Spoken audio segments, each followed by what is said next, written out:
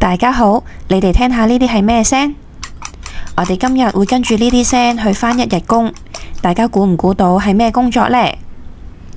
今集一於與你成為一日糖餅師傅。Let's go！大家好，我係糖餅師傅，我姓連嘅，連師傅。今日我哋嘅工作係整雞仔餅，唔知雞仔餅係咩樣嘅呢？唔通真係用雞仔嚟整餅？首先，我哋準備一個麵團。麵團嘅意思即係用麵粉同埋其他材料混合而成嘅一個團狀物，佢係好柔軟同埋黏黏地嘅。然後我哋就要搓麵團，搓嘅意思即係兩隻手將麵團向上碌、向下碌，將佢變成一個條狀。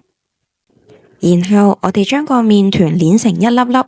捏嘅意思即係用手指夾住一啲物件，或者用手指將一啲物件變成唔同嘅形狀。我哋睇下連師傅捏麵團，佢捏嘅麵團幾乎係一樣大細㗎。頭先提過麵團係黏黏地嘅，大家留唔留意到用咩方法令到麵團唔黐住我哋隻手呢？就係將隻手沾上一啲麵粉，咁我哋掂呢個麵團嘅時候就唔會黐粒粒噶啦。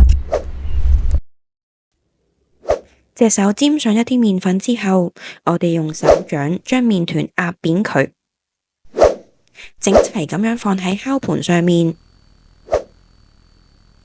我哋見到連師傅好純熟咁樣用右手壓扁麵團，用左手整齊咁樣放喺烤盤上面。壓扁所有麵團之後，我哋用打蛋器打匀一隻雞蛋，整一啲蛋漿，用掃將蛋漿均匀咁掃喺雞仔餅上面。均匀嘅意思即係每個雞仔餅麵團上面都要有蛋漿。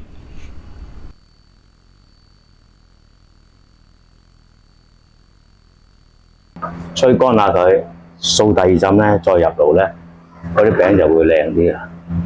嗱，依家就開始我哋掃蛋漿。掃蛋漿啊，最緊要勻循，因為通常我哋啲邊角位咧，就啲角落頭啲位咧，就未必掃得到，所以細心啲咯，掃得。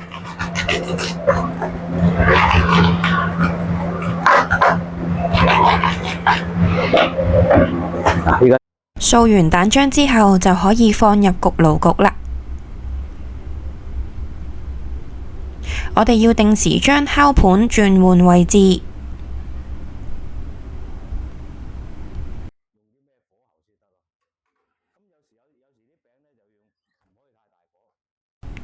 我哋整嘅雞仔餅即將要出爐啦，大家估唔估到雞仔餅最後係咩樣嘅呢？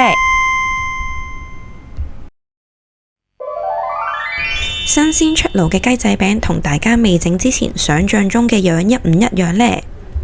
雞仔餅就整好啦，等我問下師傅，覺得做糖餅師傅最辛苦嘅地方係咩先？